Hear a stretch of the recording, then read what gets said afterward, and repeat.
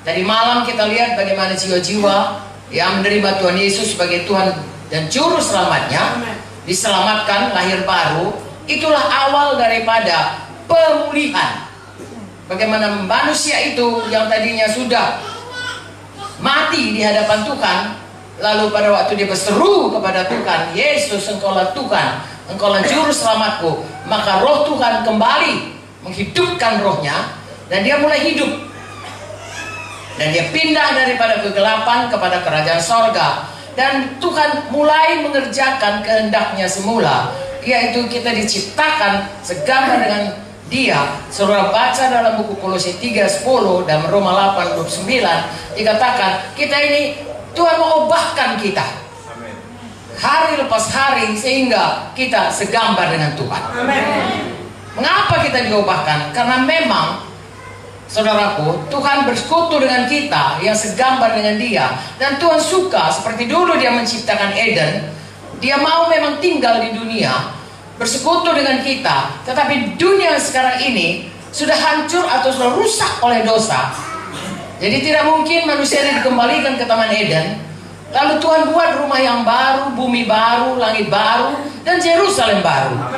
Tempat kita bersama dengan Tuhan. Jadi kita, saudaraku, tidak lagi kembali ke Eden untuk menggenapi rencana Tuhan. Satu waktu kita akan sama-sama di Yerusalem baru, bumi baru dan langit baru. Itulah rencana Tuhan. Dulu saya tidak tahu itu, saudaraku. Wah, sebelum saya selamat, bahkan sesudah saya selamat, ya, saya pikir hanya syukurlah saya selamat. Seperti tadi malam saya bersaksi, saudaraku, syukurlah saya selamat. Kemudian satu persatu Tuhan bukakan bahwa kalau kita selamat, Tuhan itu adalah Jehovah Rafa, bisa menyembuhkan. Kalau saya selamat, Tuhan itu adalah Jehovah Nisi yang memberikan kemenangan. Ya, Jehovah Shammah, Dia Immanuel yang selalu beserta dengan kita, dan seterusnya. Begitu banyak nama Tuhan yang menunjukkan sifat-sifat Tuhan.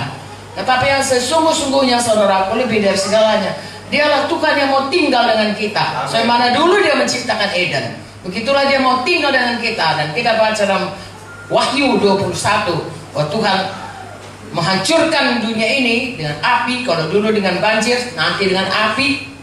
Kadang-kadang, ya saudara, orang Kristen jarang sekali membicarakan mengenai Yerusalem baru. Padahal itulah sebenarnya tujuan kita.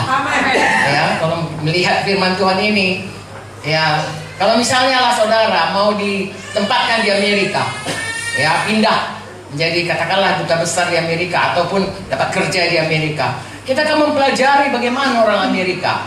Kita nggak akan makan dengan tangan, kita akan makan pakai sendok, pakai garpu dan lain sebagainya. Kalau pindah ke Tiongkok, kita akan belajar muka sumpit. Kita belajar cara hidup di negara yang kita mau datang. Kita akan ke Yerusalem baru. Mari kita belajar bagaimana sesungguhnya hidup orang-orang yang mau ke Yerusalem baru. Haleluya. Nah, jadi Tuhan mau ciptakan, mau kembalikan, mau pulihkan ya kita supaya kelak ya kita ini seperti kehendak Tuhan. Bagaimana pada sore hari kita baca dalam buku Kejadian itu, Dia bersama-sama dengan Adam dan Hawa saat mereka belum berdosa. Dan Tuhan memang itu sebenarnya Tuhan Yesus datang ke dunia dan berupa manusia, saudaraku, sehingga nanti kalau kita pulang kita tidak merasa asing karena Dia pernah di dunia ini dan sudah mendahului kita ke sorga dengan tubuh yang baru. Kelak kita akan diubahkan seperti Dia dan hidup bukan hanya roh saja, tapi punya tubuh. Memang itulah rencana Tuhan. Jadi saya dan saudara punya ekspektansi, punya pengharapan, punya iman, punya sukacita. Kelak kita bukan hanya di Lubuk Linggau, tapi di Yerusalem baru bersama-sama selama-lamanya kita bersama dengan Tuhan. Di mana di situ tidak ada lagi setan karena setan sudah dihukum, saudaraku. Jadi kalau sekarang ini kita masih menghadapi banyak persoalan, tidak usah kecil hati, saudaraku.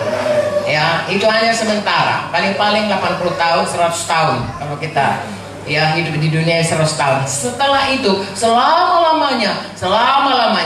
Selamanya itu nggak 1000 tahun, nggak 1.000.000 tahun, nggak 1.000.000.000 tahun. Selama-lamanya bersama dengan Yesus. Itu sebab. Oleh sebab itu kuatkan hati kita, saudaraku. Apapun yang kita hadapi, Tuhan sudah menunggu kita pada tempat yang sangat baik bagi kita. Haleluya.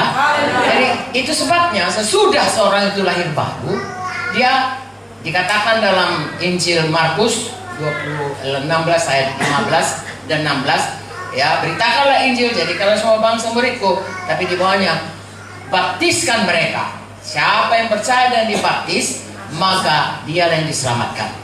Jadi sudah kita lahir baru, kita harus dibaptis.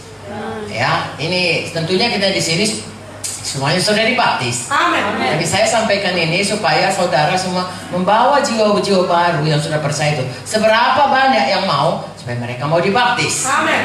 Mengapa? Karena kehendak Tuhan supaya kita itu berubah kembali menjadi segambar dengan Dia. Dimulai dengan proklamasi kita pada waktu baptisan. Karena waktu dibaptis kita memproklamirkan kepada dunia, kepada setan yang mau mengganggu kita selalu, dan kepada Tuhan yang kita sembah, bahwa kita menanamkan manusia lama dan bangkit kepada manusia baru di dalam Yesus. Jadi hari lepas hari kita berjalan dalam manusia baru. Kita sudah punya nazar, punya janji. Orang Kristen tidak bersumpah, ya, tetapi itulah proklamasi kita, ya. Seperti kalau Indonesia memproklamirkan kemerdekaannya, saudaraku, tidak ada satu bangsa pun, ya, lagi bisa menjajah kita. Begitulah sebenarnya baptisan itu proklamasi kita. Aku bukan lagi hamba dosa, aku sudah hamba kebenaran. Kita berjalan dalam, ya, nazar kita itu. Ya, tiap hari saudaraku kita harus berubah. Sebabnya kita harus rajin membaca firman, supaya Roma 12 ayat 2 berkata supaya dibaharui pikiran kita ini. Ya, misalnya saya lah dulu, contoh ini, contoh yang paling mudah. Ya, sebelum saya lahir baru, saya berpikir, saudaraku, ya, saya berkata, saya ini nggak mau ganggu orang, tapi saya jangan diganggu. Kalau saya diganggu sampai mati, aku nggak mau cakap sama kau. Jahat ya.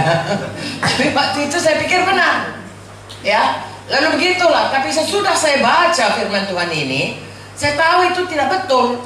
Saya harus membaharui pikiran saya. Amin. Nah, pikiran saya karena firman Tuhan berkata, saudara, kita harus selalu mengampuni. Amin. Memberkati orang yang menganiaya kita. Nah, itu satu konsep yang sangat beda dengan apa yang saya anut selama ini. Dan saya harus berubah sesuai dengan konsep firman Tuhan. Ya, saya harus berubah. Begitulah saudaraku hari lepas hari, sehingga hidup kita itu makin lama makin menjadi seperti Yesus. Karakter kita berubah, kodrat kita berubah.